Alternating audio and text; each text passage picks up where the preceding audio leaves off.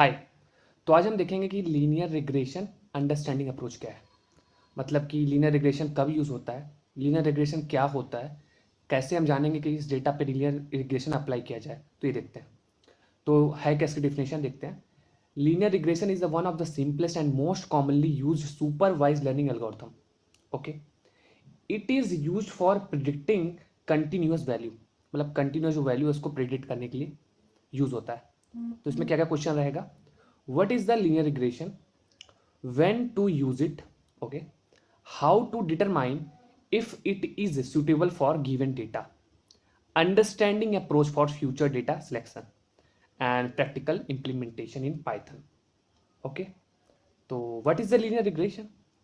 Linear regression is a statistical method used to model the relationship between a dependent variable or one or more independent variable feature जिसे कहते हैं, और dependent variable जिसको target कहते हैं. It assumes a linear relationship between input and output. The equation क्या है, y equal to mx plus c is a simple linear equation है. अगर मल्टीपल फीचर होंगे इसमें, मतलब ढेर सारे x1 x2 ढेर सारे हैं, x हैं, तो इसका मतलब है x मतलब क्या था, independent variable.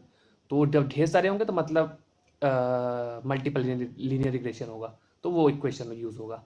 Where y is predicted output, y output होता है, x इनपुट होता है जिसे हम फीचर कहते हैं, m होता है कोफिशिएंट जिसे वेट कहते हैं, weight of the features, and c होता है intercept part. Okay, when to use linear regression?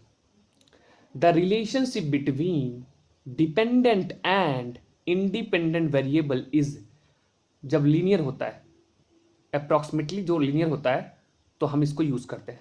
ठीक है, जब दोनों कॉलम देख रहे हैं डिपेंडेंट और इंडिपेंडेंट, वो देखेंगे अगर लीनियर हैं तो हम यूज़ कर सकते हैं, मतलब अज्यूम करेंगे।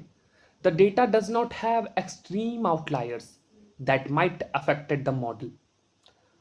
एक्सट्रीम आउटलायर ना हो, मतलब कि ऐसा ना हो कि आप प्लॉट करें कुछ डेटा उधर दिख रहा है एकदम किनारे साइड और दूसरे किनारे साइड, मतलब छितर बितर टाइप का ना हो। ठीक है, the data set is not too small. Data set small बहुत ज़्यादा नहीं होना चाहिए, वरना आप कैसे पॉइंट बनाओगे, दिखेगा नहीं ना। नॉट टू लार्ज, तो लार्ज भी बहुत बड़ा डेटा सेट नहीं होना चाहिए। Feature do not have high multi collinearity, नहीं होना चाहिए। हाई मल्टी कोलिनियरिटी मतलब होता है कि अगर आपके पास ढेर सारे फीचर्स हैं तो एक दूसरे से रिलेटेड ना हो, ज़्यादा हो रिलेटेड पर ज़्यादा ना हो, वरना फिर आउटपुट वाले कॉलम पे इफेक्ट पड़ता है कि कहाँ से आ रहा है आउटपुट, समझे। Understanding the approach for future data selection, तो ये अप्रोच आपको हमेशा देखना है डेटा में। प्लॉट डेटा करो, देखो कैसा डेटा है, चेक रिलेशन, को रिलेशन चेक करो, मल्टी कोलिनियरिटी चेक करो, रेजिडुअल एनालिसिस देखो, आउटलायर एंड इन्फ्लुएंशियल पॉइंट्स देखो। इसको हम बारी बारी से देखते हैं अभी। तो सबसे पहला क्या है, plot the data. Why it's important for linear regression. Okay, linear regression assume that there is a linear relationship, assume करता है बिटवीन द इंडिपेंडेंट वेरिएबल से फीचर, द डिपेंडेंट वेरिएबल से target. So when you plot the data and see the data point roughly straight line pattern, it suggests a linear relationship exists, making linear regression or appropriate choice. If relationship is not non-linear cut pattern, so linear regression would not be suitable and models like polynomial regression and decision tree might be better. Okay, तो दिखना चाहिए, आप data plot करें, आप देखिए data को, तो लग रहा है यहाँ पे हम ढेर सारा डेटा भी नहीं है, बहुत कम डेटा भी नहीं है, तो हम यहाँ पे प्लॉट कर सकते हैं ऐसे लाइन, लग रहा है। तो हम डेटा देख लिए, स्कैटर प्लॉट लगा के अगो पका दिए इसको मैटप्लॉटली से प्लॉट करके। ठीक है, तो दिख रहा है कि हाँ लगा सकते हैं। What it tells you, if the data point follow the straight line it means linear regression can model relationship effectively. दिख रहा है स्ट्रेट लाइन फॉलो कर सकता है, आपने अज्यूम कर लिया, हाँ लगा सकते हैं। Check correlation, Pearson correlation coefficient. Linear regression performs well when there is a strong correlation between the independent variable and the target variable. अगर independent variable जो है आपका x and y में correlation अच्छा है, strong है, तो ये better होगा। The Pearson correlation coefficient measure how strongly the independent variable predictors are linearly related to the target. A strong positive or negative correlation indicate that linear regression will likely work well because the relationship between the variable is clear, can be captured in the straight line. जितना अच्छा relation होगा उतना अच्छा, मतलब input पे output आ रहा है, input पे आउट आ रहा है, मतलब रिलेशन काफी अच्छा है. Low correlation might be suggest that linear regression is not best for model. मतलब स्ट्रॉन्ग रिलेशन होना चाहिए, और वो भी होना चाहिए -1 to well strong relationship near to 1 to -1 means that linear regression is good fit. If correlation is weak, consider other models. ठीक है, तब अदर कोई एल्गोरिथम यूज करो. यहाँ पे दिख ही रहा है सीधा सीधा कि जो CGPA से 1 है, तो CGPA का सब पैकेज से ये इतना आ रहा है, मतलब इसके बीच है ना. और पैकेज